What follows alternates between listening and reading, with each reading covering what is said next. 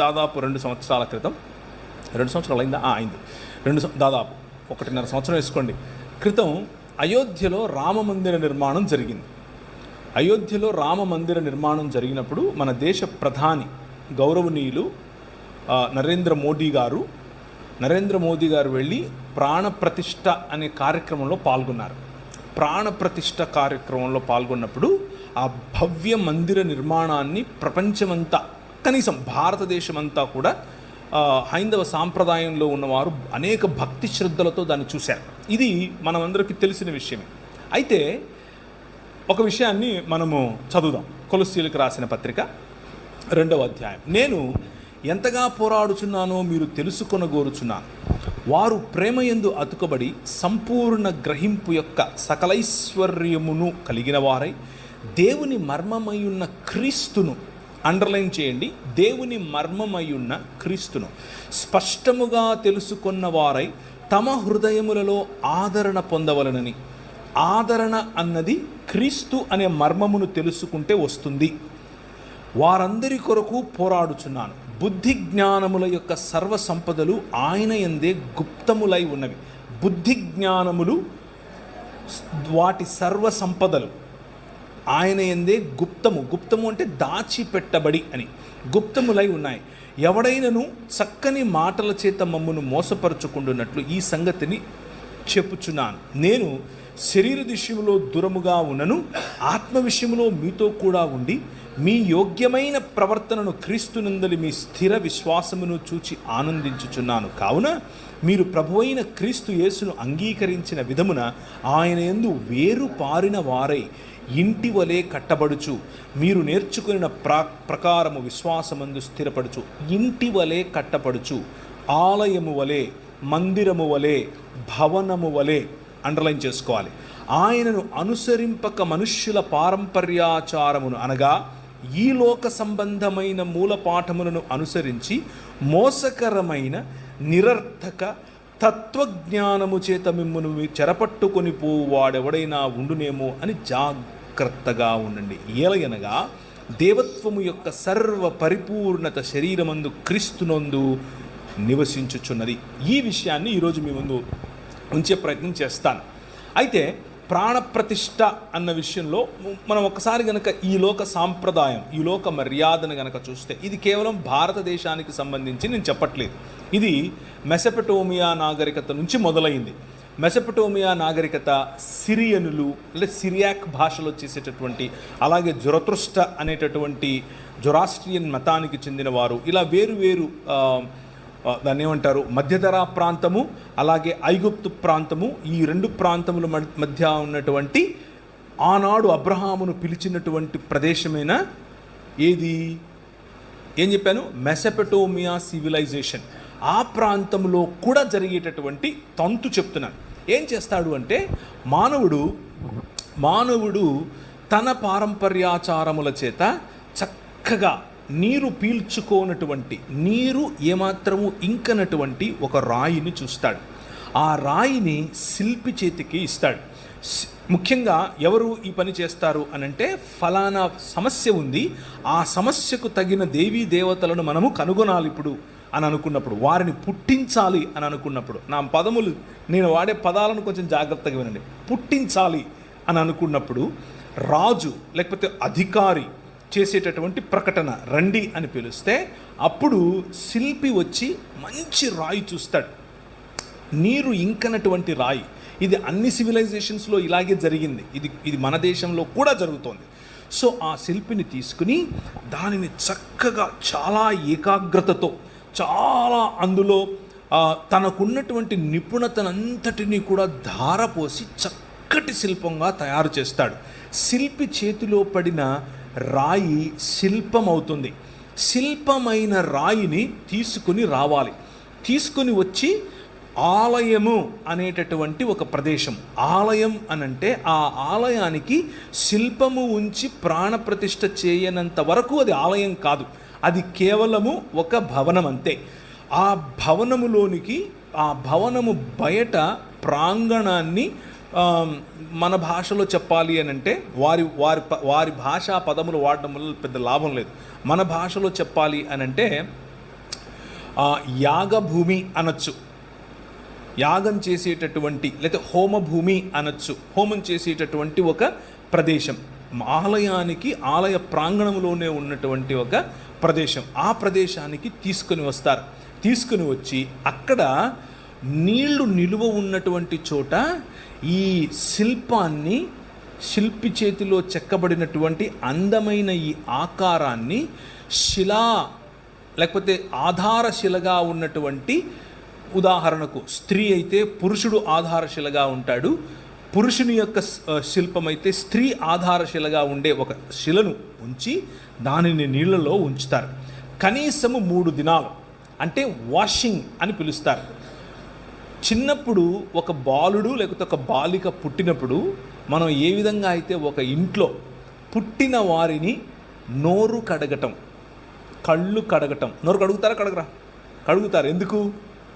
అమ్మ కడుపులో ఉన్నప్పుడు ఆ ఫ్లూయిడ్స్ ఆ చిన్నవాడి పిల్లల నోట్లోకి వెళుతుంది కాబట్టి నోరు కడుగటం, కళ్ళు కడగటం, చెవులు కడగటం వగైరా వగైరా చేస్తాం. అలాగే సాంస్కృతికంగా మనిషి కూడా తను కన్నటువంటి, తను సృజించుకుంటున్నటువంటి తన చేతి పని అయిన శిల్పాన్ని నీటిలో ఉంచి దాన్ని శుద్ధీకరిస్తాడు.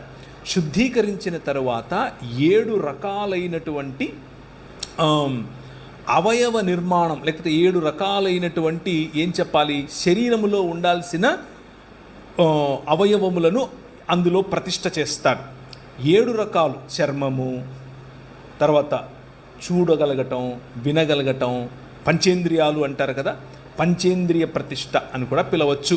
అలా చేసిన తర్వాత తీసుకుని వచ్చి పువ్వుల మీద పడుకోబెడతారు. కనీసం ఒక 3 రోజులు పువ్వుల మీద పడుకోబెట్టిన తర్వాత చర్మ సౌందర్యం పెరగాలని చెప్పి పిల్లవాళ్ళకు మనం ఏ విధంగా అయితే పసుపు రాసి మంచిగా మాలిష్ చేసి పడుకోబెడతామో, ఉయ్యాలలో వేస్తామో, అలాగే శిల్పి చెక్కినటువంటి తన చేతి పని అయిన ఈ శిల్పాన్ని తీసుకొని వచ్చి ఒక మంచి పరుపు మీద పడుకోబెడతారు. పరుపు మీద పడుకోబెట్టిన తర్వాత దాన్ని తీసుకుని, ఇప్పుడు 3 రోజులు అయిపోయింది, ఆ శిల్పాన్ని తీసుకుని దాన్ని పిసిల్ అని పిలిచారు. ఎక్కడ? మధ్యధరా ప్రాంతంలో. దాన్ని తీసుకుని వెళ్ళి ఆలయములో ప్రతిష్ఠించే క్రమంలో ప్రాణప్రతిష్ఠ చేస్తారు. ప్రాణప్రతిష్ఠ చేసినప్పుడు వారి చెవులలో, అంటే దానికంటే ముందు కన్నులకు మైనం పూసి కన్నులు తెరవకుండా ఉంచినటువంటి ఆ శిల్పానికి కన్నులు తెరిచే క్రమంలో ఆవును కానీ లేకపోతే పోసినటువంటి ధాన్యాన్ని కానీ చూపిస్తారు. ఎందుకు అనంటే ఆ కన్నులు తెరిచినటువంటి తేజోమయమైన లేకపోతే తేజస్సు కలిగినటువంటి దేవుని యొక్క ఆవాహనాన్ని మనం పట్టుకోలేము, మనం దాన్ని గమనించలేము అన్న భయంతో. ఇదంతా కూడా మనుష్యులు చేస్తున్నటువంటిది. దీన్ని తీసుకుని వెళ్ళి ఒక ఆలయంలో ఉంచి అప్పుడు ప్రాణప్రతిష్ఠగా దాన్ని మంత్రోచ్చరణ చేసినప్పుడు అందులోనికి జీవం, అందులోనికి ప్రాణం అనగా ఉచ్ఛ్వాస నిశ్వాసలు, అలాగే చూపులో ఉన్నటువంటి తేజస్సు వగైరా వగైరాలు వచ్చాయి అని నమ్మి దానిని అర్చకులు వారి యొక్క మంత్రోచ్చరణ చేత అర్చన చేయటం, పూజలు చేయటం మొదలు పెడతారు. ఇది అన్ని సంస్కృతులలో కూడా, ముఖ్యంగా మధ్యధరా ప్రాంతము మరియు మెసొపటోమియా ప్రాంతం నుంచి వచ్చినటువంటి అన్ని సంస్కృతులలో జరిగే తంతు ఇదే. అక్కడక్కడ మంత్రోచ్చరణ వేరుంటుంది, మంత్రాలు వేరే ఉంటాయి, పద్ధతులు వేరే ఉంటాయి, కానీ ఓవరాల్గా జరిగేటటువంటి తంతు అయితే ఇదే. ఎందుకు ఇదంతా చెప్తున్నావు, మాకు లేఖనం చెప్పడానికి కదా పిలిచాను అని అనుకుంటున్నారా? Now you open Genesis chapter 1. ఇప్పుడు ఆదికాండం 1వ అధ్యాయాన్ని చూడండి. ఈ లోక మర్యాదకు దేవుని మర్యాదకు ఉన్నటువంటి తేడా. దేవుడు మీరు చదివిందే, ఎప్పుడూ చదువుతూ వచ్చిందే, నేను కొత్తగా చెప్పేదేమీ కాదు. మీరు ఇంటికి వెళ్ళిన తర్వాత కూడా దాన్ని బేరీజు వేసుకుని చదివే ప్రయత్నం చేయండి. దేవుడు తన ఒక మందిర నిర్మాణం చేశాడు. భూమి ఆకాశములు అనేటటువంటి తన నివాస యోగ్యమైనటువంటి ఒక ఆలయ నిర్మాణం చేశాడు.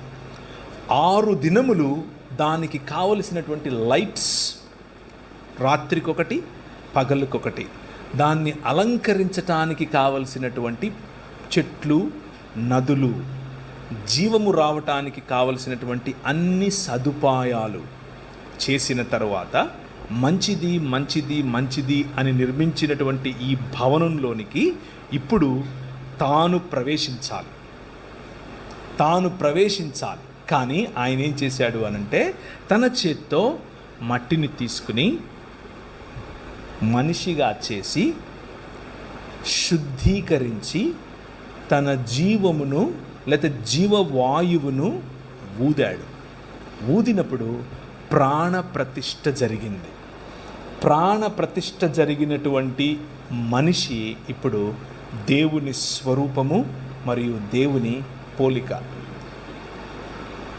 దేవుని స్వరూపము దేవుని పోలిక అయినటువంటి మనిషి భూమి ఆకాశములు అనే మందిరములో ఆయన ఉంచి ఈ మందిరమును నువ్వు ఎక్స్టెండ్ చెయ్యనన్నాడు. ఈ మందిరములో నేను ఏర్పరచినటువంటి కుశలత, నేను ఏర్పరచినటువంటి ఆర్డర్, క్రమము, ఆ క్రమమును ఫలింపచేయి, అభివృద్ధి చెందించు, విస్తరింపచేయి, భూమిని నిండించు, దానిని లోబర్చుకుని ఏలు అని చెప్పాడు. నాకు ప్రతినిధివి నీవు, నా మూర్తివి నీవు, నా ప్రతిబింబానివి నీవు, నా ఇమేజ్ నువ్వు అని దేవుడు చెప్పాడు. ఇది దేవుని భావజాలం. కానీ మనిషి, నేను ఇంతకుముందు మీకు చెప్పినట్లుగా కాదు, నా ఇమేజ్లో నేను కోరుకుంటున్నట్లు ఈ సృష్టిలో ఉన్న దానిని నేను శిల్పము రూపములో చెక్కి దానికి ప్రాణప్రతిష్ఠ చేస్తాను అని కోరుకున్నాడు. The exact opposite of what God did is what men are doing. దేవుడు ఆలయ నిర్మాణం చేసి నిన్ను ప్రాణప్రతిష్ఠ చేసి నిలబెడితే నువ్వు ఆయన ఏర్పరిచినటువంటి క్రమాన్ని విడిచిపెట్టి నో అని చెప్పి ఒక క్రొత్త మందిర నిర్మాణం చేసి అందులో సృష్టిలో భాగమైనటువంటి వాటికి ప్రాణం పోసే ప్రయత్నం చేస్తున్నావు. దేనికి? నన్ను ఏలు అని చెప్పటం కోసం. నువ్వు ఏలు అని ప్రభువు చెబితే నన్ను ఏలు అని నువ్వు ఈ సృష్టిని ఆహ్వానిస్తున్నావు. దాన్నే ఆవాహయామి అంటున్నావు. దానికి ఒక మంత్రం చదువుతున్నావు, ప్రాణం పోస్తున్నావు. ఈ లోక మర్యాద చొప్పున నడుచుకోవటం వల్ల వచ్చినటువంటి పర్యవసానం ఏమిటి అని అంటే భవనం లేకపోతే దేవుని మందిరంలో ఉండాల్సినటువంటి మనిషి మెల్లిమెల్లిగా ఆ మందిరములో ఉన్నటువంటి లేకపోతే ఆయన ఏర్పరిచినటువంటి సృష్టికి దాసుడయ్యాడు. సో మొదటి పాయింట్ నేను మీకు గుర్తు చేస్తున్నది ఏమిటి అని అంటే, వస్తాను అసలు పాయింట్కి. మొదటి పాయింట్ నేను మీకు గుర్తు చేస్తున్నది ఏమిటి అని అంటే, ఆలయంలో జీవుడు, ఆయన నిర్మించినటువంటి భూమి ఆకాశములనే ఆలయంలో జీవుడు. 7వ దినమున ఆయన కొంతమంది సోదరులు అడుగుతూ ఉంటారు, మీ దేవుడు ఏంటి అలసిపోయాడా, రెస్ట్ తీసుకుంటున్నాడు, 7వ దినమున విశ్రమించాడా అని అంటారు. విశ్రమించటం అనంటే 7వ దినమున ఆయన భూమి ఆకాశములను కలిపే విధముగా తన సింహాసనమును వేసుకొని కూర్చోవటం. సో హీ రెస్టెడ్ దేర్ అనంటే హీ సాట్ ఆన్ హిస్ దాని throne to rule over this world. ఈ ప్రపంచాన్ని ఏలటానికి ఆయన భూమి తన పాదపీఠముగాను ఆకాశము తన సింహాసనముగాను, అనగా తను నివసించు స్థానముగా, తను ఏలే స్థానముగా ఆయన కూర్చున్నాడు. That's the image that Genesis chapter 1 is depicting. అంటే మొదటి 2 అధ్యాయాలు ఆది కాండంలో ఈ ఇమేజరీని మనకు తెలియజేస్తున్నాయి. God beautifying this world. అదే ఇమేజ్ మోషేకిచ్చి ఏ విధంగా తన నిబంధన మందసము ఉండాలి, ఎక్కడ ఉండాలి, ఎలాంటి దాన్ని ఏమంటారు గుడారములో ఉండాలి, ఎగ్జాక్ట్గా ఏ విధంగా అయితే ఆయన ఆనాడు చేశాడో అదే పద్ధతిని పాటించమని చెప్పి. ఎందుకనంటే there I will come and meet you. నేను ఆ ఆలయము ఆ గుడారములో వచ్చి మీతో కలుస్తాను. ఇక్కడ ప్రాణప్రతిష్ఠ చేసి ఆవాహయామి అని అంటూ ఉంటే ఆయన నీలో ప్రాణప్రతిష్ఠ చేసి నిన్ను కలవటానికి ఇష్టపడుతున్నాడు. This is the difference between the ways of God and the ways of men. దేవుని మార్గములకు మనుష్యులు ఏర్పరచుకున్నటువంటి పారంపరాచారములకు లేకపోతే ఈ లోక మర్యాదకు ఉన్నటువంటి తేడా. ఇప్పుడు యేసుక్రీస్తులో ఉన్నటువంటి మర్మమును గురించి మనం చూద్దాం. ఇంతకు ఏం జరిగింది అనంటే, ఈ మందిరము, ఈ భూమి ఆకాశములు అనేటటువంటి దేవుని భవనము, ఆ భూమి ఆకాశములు అనేటటువంటి దేవుని భవనములో విరాజమానుడైనటువంటి దేవుడు ఆయన, నువ్వు నా ప్రతినిధివి, నువ్వు నా ప్రతిమవు, నువ్వు నా మూర్తివి, నువ్వు నా ప్రతిబింబానివి, వెళ్ళు రూల్ చెయ్యి అనంటే, మనము ఆయనను కాదన్నాం కాబట్టి దాసోహం అని ఈ లోక మర్యాదకు అయ్యాం. అంధకార సంబంధమైన దురాత్మ సమూహముల యొక్క అధికారము క్రిందికి మనం వచ్చాం. ఆ అంధకార సంబంధమైన దురాత్మల యొక్క అధికారము క్రింది నుంచి విడిపించటానికి మనకు మనిషే కావాలి, మనిషి రావాలి.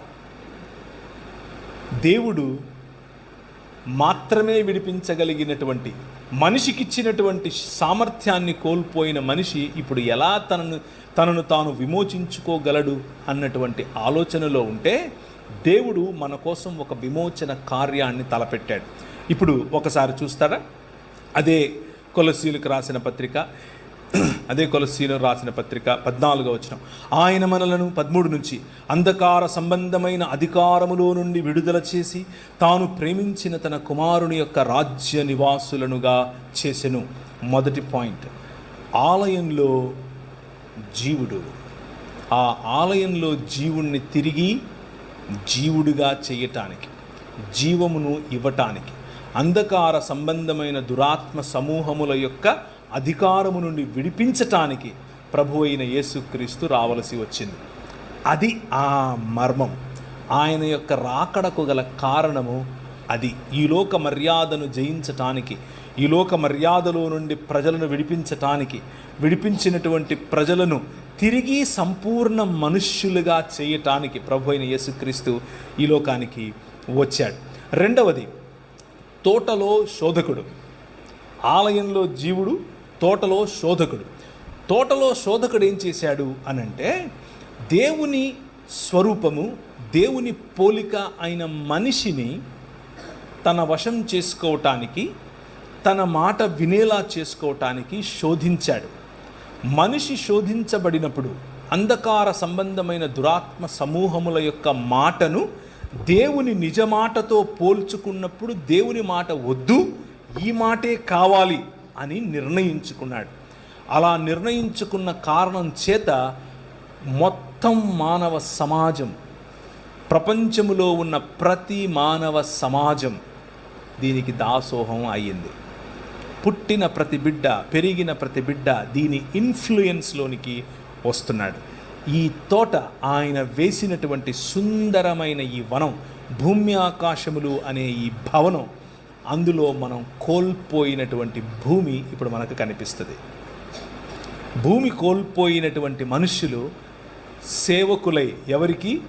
శోధకునికి సేవకులై బ్రతుకుతూ ఉన్నారు. This is the problem. ఈ ప్రాబ్లం నుంచి విడిపించటానికి వచ్చిన వాడే మన ప్రభు అయిన యేసుక్రీస్తు. అయితే యెషయా గ్రంథం మొత్తాన్ని గనక మీరు చదివితే, ఇప్పుడు సమయం లేదు, దానికి ముందుగా యెషయా గ్రంథం పోవటానికి ముందుగా ఒకసారి చూడండి దయచేసి. హబక్కూకు గ్రంథము 2వ అధ్యాయం 18 నుంచి చదువుతున్నాను. చెక్కడపు పనివాడు విగ్రహమును చెక్కుట వలన ప్రయోజనమేమి? పనివాడు మూగ బొమ్మను చేసి తాను రూపించిన దాని యందు నమ్మిక ఎంచుట వలన ప్రయోజనమేమి? అబద్ధములు బోధించు పోత విగ్రహముల యందు నమ్మిక ఎంచుట వలన ప్రయోజనమేమి? కర్రను చూచి మేలుకొమ్మనియు, మూగరాతిని చూచి లేచి పొమ్మనియు చెప్పువానికి శ్రమ. అది ఏదైనా బోధింపగలదా? అది బంగారముతోనూ వెండితోనూ పూత పూయబడను గాని దానిలో శ్వాస ఎంత మాత్రమునూ లేదు. అయితే యెహోవా తన పరిశుద్ధాలయములో ఉన్నాడు, ఆయన సన్నిధి లోకమంతా మౌనముగా ఉండుడి. ఒకవైపు మనుష్యులు చేస్తున్నటువంటి శిలలకు ప్రాణం పోసి, లేకపోతే శిల్పములకు ప్రాణం పోసి మూర్తులుగా చేసే ఆలయమును గురించి మాట్లాడుతూ, వాటికి ఏమాత్రమూ శక్తి లేదని, వాటిలో ఉచ్ఛ్వాస నిశ్వాసలు లేవని, అబద్ధములు బోధిస్తాయని చెబుతూ ఉన్నటువంటి ప్రవక్త దాని వెంటనే, కానీ ఎవరు? ఆయన యెహోవా తన పరిశుద్ధాలయములో ఉన్నాడు అని చెప్తున్నాడు.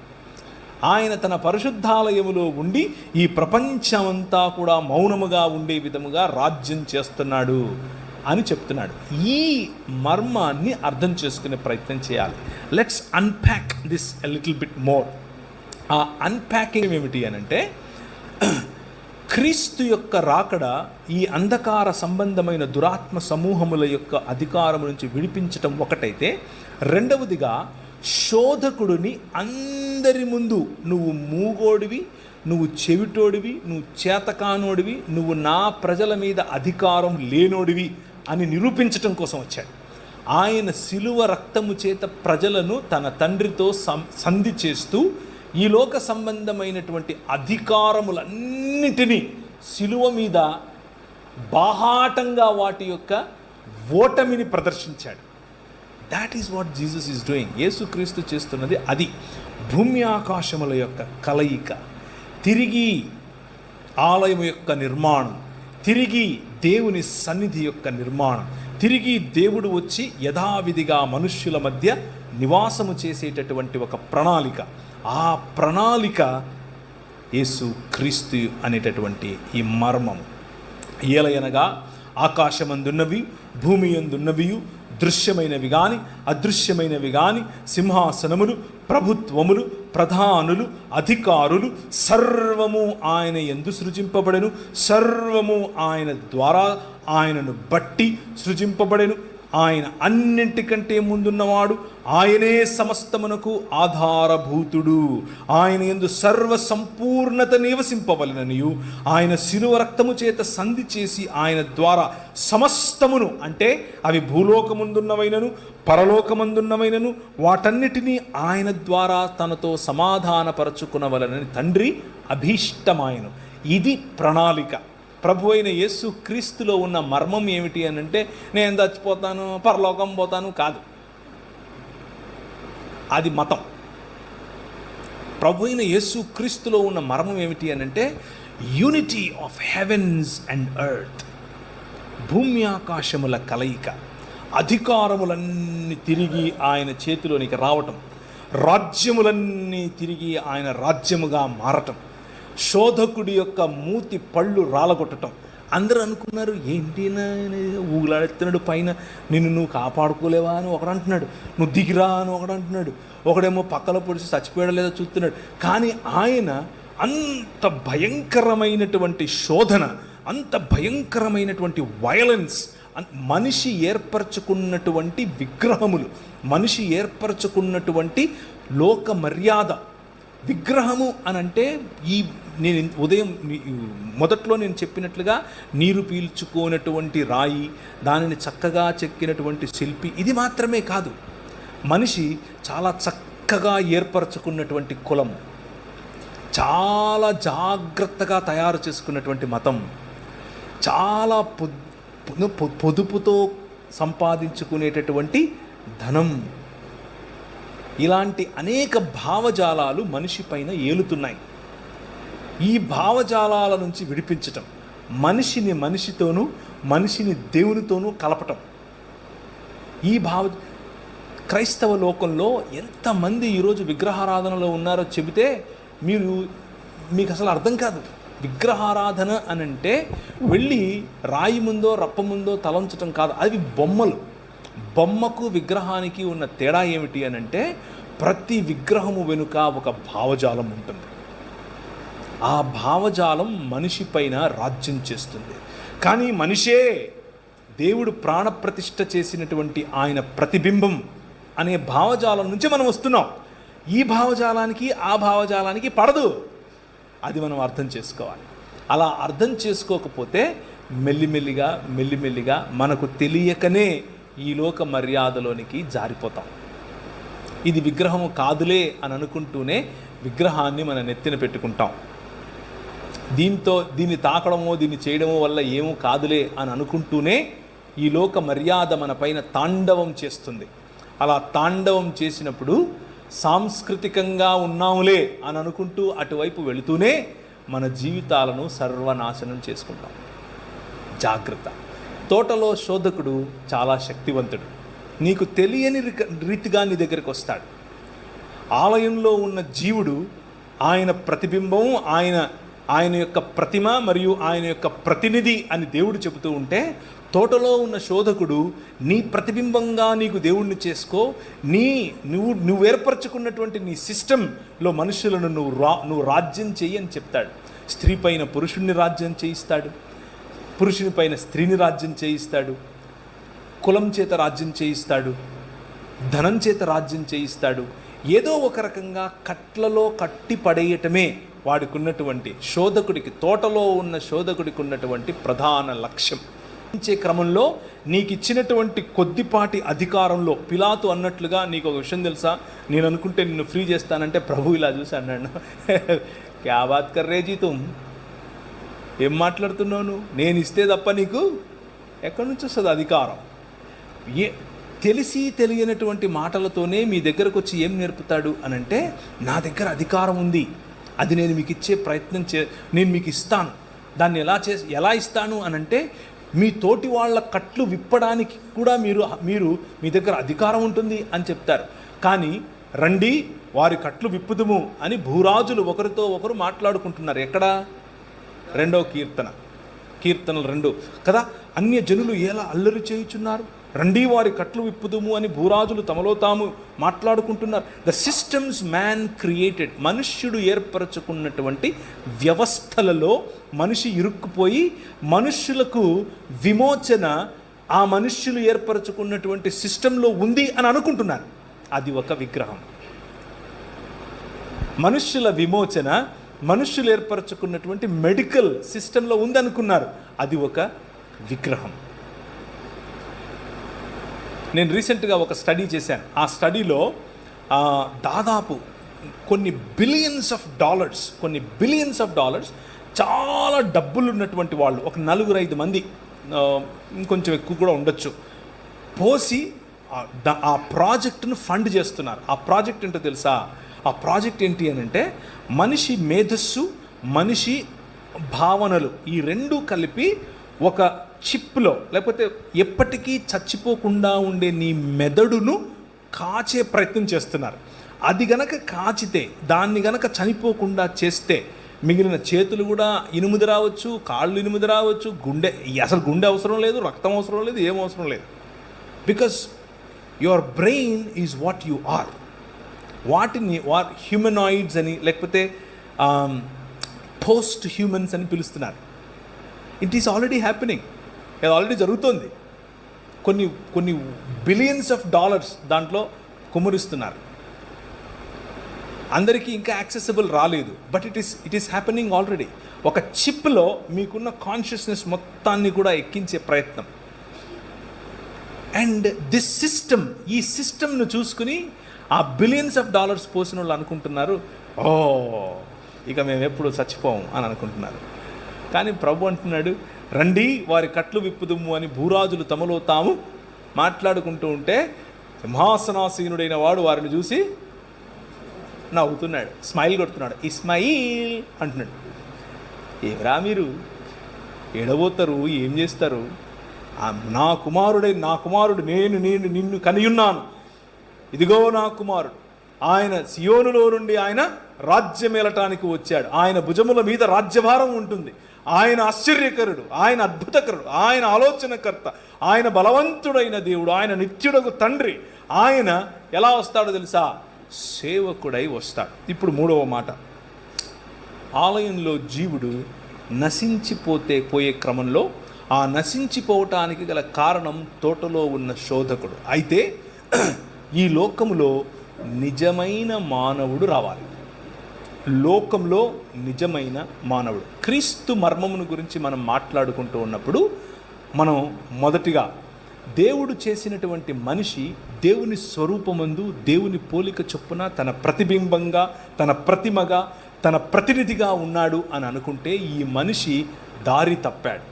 కానీ ప్రభు అయిన యేసు క్రీస్తు 2000 సంవత్సరాల క్రితం, పురాతన కాలము మొదలుకొని శాశ్వత కాలము తన ప్రత్యక్షతలు చూపిస్తూ వస్తూ ఉన్నటువంటి దేవుడు,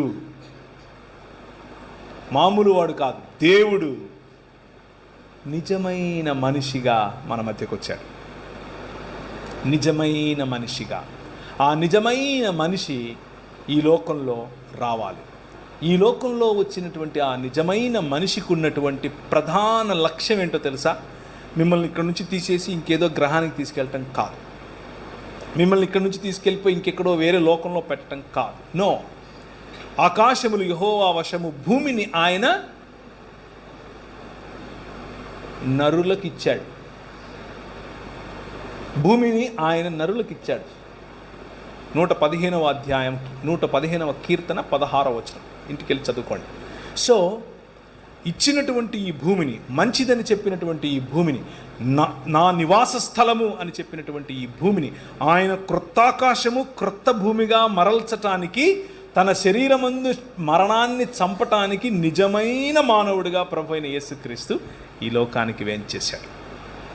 that is the beauty of Christian thought. క్రైస్తవ జీవన విధానానికి ఉన్నటువంటి ప్రధానమైన లేదా అందమైన, మీ మరెక్కడా దొరకనటువంటి, కేవలము ఇక్కడే దొరికేటటువంటి 66 పుస్తకాలు ఉన్నటువంటి మీ బైబిల్ గ్రంథంలో మాత్రమే దొరికేటటువంటి థాట్ ఏమిటి అని అంటే, మనిషి మతాన్ని కడతాడు, దేవుడు మనిషిని కడతాడు. మనిషి మతాన్ని కడతాడు. మతం నిన్ను చంపుతుంది, మతం నిన్ను విభజిస్తుంది. అది క్రైస్తవ మతమైనా సరే. మతం చిచ్చు పెడుతుంది, మతం జలసీ ఇస్తుంది, మతం అవతలి వాడికంటే నిన్ను గొప్పగా నీకు పంపు కొడుతుంది. ఎందుకు అనంటే, తోటలో శోధకుడు ఉపయోగించే ప్రధానమైన వెపన్ మతం. కానీ దేవుడు మనిషిని చేస్తాడు. ఆయన నిర్మించినటువంటి ప్రధానమైన వ్యవస్థ ఏమిటి ఈ ప్రపంచంలో అనంటే, మనిషి. In the image of God, దేవుని యొక్క స్వరూపము, దేవుని యొక్క పోలికలో ఉన్నటువంటి మనిషి. యెషయా గ్రంథం మొదటి 39 అధ్యాయాలు ఈ తోటలో శోధకుడి చేత పతనావస్థలో ఉన్నటువంటి ఆలయంలో ఉన్న జీవుని గురించి మాట్లాడుతుంది. మొదటి 39 అధ్యాయాలు. 40వ అధ్యాయం నుంచి ఆఖరి అధ్యాయం వరకు లోకములోనికి రాబోతున్నటువంటి, లేదా లోకములోనికి వచ్చినటువంటి, అప్పటికింకా రాలేదు కాబట్టి రాబోతున్నటువంటి నిజమైన మానవుడి గురించి మాట్లాడుతుంది.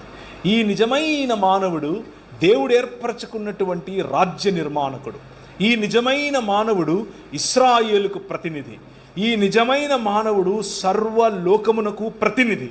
ఈ నిజమైన మానవుడు సర్వ మానవాళికి ప్రతినిధి. ఇశ్రాయేలును నిజమైన రాజ్యముగా చేయటం ఈయనే చేస్తాడు.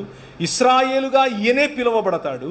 ఇశ్రాయేలు చేయాల్సినటువంటి లోకమునకు వెలుగునిచ్చేటటువంటి పనిని ఈయనే చేస్తాడు. ఈయన చేసి ప్రపంచములను ఆకర్షిస్తాడు. ఖమ్ అని చెప్తాడు. జకర్యా గ్రంథం 2వ అధ్యాయం 8 నుంచి అవుతారన్నా, 8 నుంచి. జకర్యా గ్రంథం, సైన్యములకు అధిపతియగు యెహోవా సెలవిచ్చినదేమనగా, మిమ్మును ముట్టినవాడు తన కనుగుడ్డును ముట్టినవాడని, మిమ్మును దోచుకొనిన వారికి అన్య జనుల యొద్దకు ఆయన నన్ను పంపినాడు. ఎవరు మాట్లాడుతున్నారు? ఎవరు మాట్లాడుతున్నారు? ఆయన మాట్లాడేది. ఓకే, మరి పంపింది ఎవరు? ఆయన నన్ను పంపాడు అంటే ఎవరు? ఆలోచించండి, ముందు చదవండి ఇంకా. ఓకే, ఇంకా నేను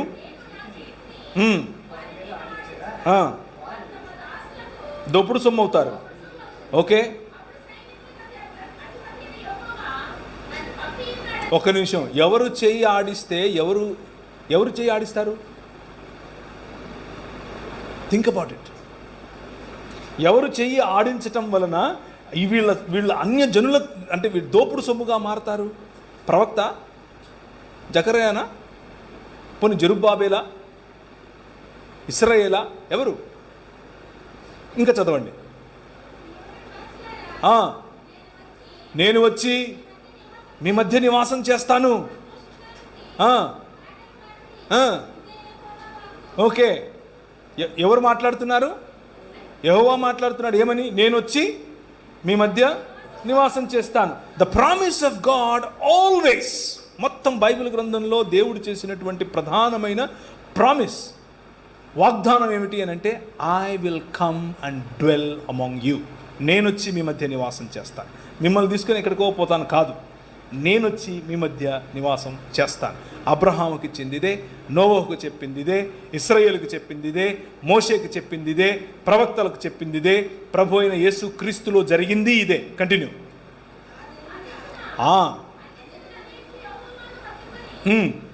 ఒక్క నిమిషం అనండి. యెహోవాను హత్తుకుంటే ఎవరికి జనులు అవ్వాలి?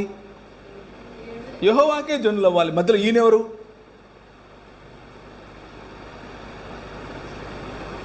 మధ్యలో ఈయనెవరండి? సరే చదవండి. ఆ దినమున అనేకులు అన్య జనులు యెహోవాను హత్తుకుని నాకు జనులు అవుదురు, నేను మీ మధ్య నివాసము చేదును. అప్పుడు ఒక్క నిమిషం ఉండండి. ఎవరు పంపుతున్నారు? యెహోవా పంపుతున్నాడా? ఓకే, అది పక్కన ఫైనల్, అది ఫైనల్. నెక్స్ట్ వచనం చదవండి.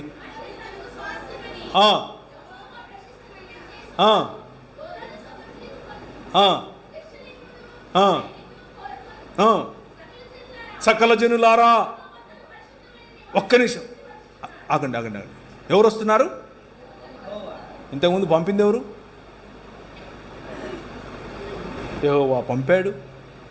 మీకు అర్థమవుతుందా? The deeper truth lying here. క్రీస్తు అనే మర్మం ఏమిటి అని అంటే, ఆయన యెహోవాగా పిలువబడినటువంటి వాడు, యెహోవా పంపగా వచ్చినటువంటి యెహోవా దేవుడు.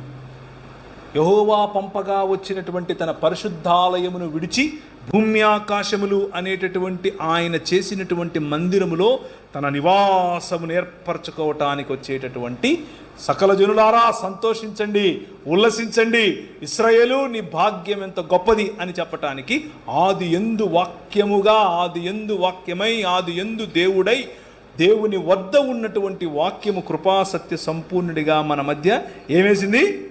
డేరా వేసెను. వాసం అంటే స్కెనియా అన్న పదం వాడారు. మీరు స్కెనియా బస్సులు చూసారా? ఆర్టీసీ బస్సులు, ఏపీఎస్ఆర్టీసీ స్కెనియా అని రాసుంటాయి. స్కెనియా అంటే టెంట్ అని అర్థం, గ్రీక్ పదం అది. ఆయన మన మధ్య గుడారము వేసెను. That is who Christ is. అది క్రీస్తు అంటే. మనం చేసుకునే బుడిగల్లో ఉంటాడంటారేంటి మీరు?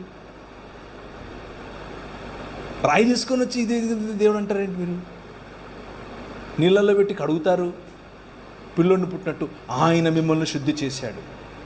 మీరేదో పంచేంద్రియాలు పెడతానంటున్నారు. ఆయన మీకు ఏమిచ్చాడు? పంచేంద్రియములు ఇచ్చాడు. ఆయన మీకు బుద్ధినిచ్చాడు, తెలివినిచ్చాడు. మీరు తీసుకొచ్చి పూల మీద పడుకోబెడతారంటే మన స్కిన్ తాకి చూడండి ఎలా ఉంటుందో. మీరేం తెచ్చి మళ్ళీ కళ్ళకు మైనం పెట్టడం ఏంటి, తీయటం ఏంటి? ఆయన ఏం చేశాడు? లోకమునకు వెలుగై నీకు వెలుగునిచ్చాడు. నువ్వు కళ్ళు తెరిస్తే ఆయన వెలుగు కనిపిస్తుంది. ఇక్కడి నుంచి వచ్చే వెలుగు చూడలేనంతది అది కాదు, అది లోక మర్యాద. ఆయన ఇచ్చే వెలుగు లేనిదే నువ్వు చూడలేవు. కూర్చున్నటువంటి వారికి నేను ఇచ్చే పిలుపు. Is there anybody sitting here? ఎవరైనా ఇక్కడ కూర్చొని ఉన్నారా ఈ రాజుతో పరిచయం లేని వాళ్ళు? యెహోవా పంపగా వచ్చినటువంటి యెహోవాతో పరిచయం లేని వాళ్ళు మతంలో ఉన్నారు, చర్చికి వస్తున్నారు, ఊదిబత్తీలు టెంకాయలు లేవు, అవన్నీ ఓకే, బాగానే ఉంది. కానీ ఈ క్రీస్తుతో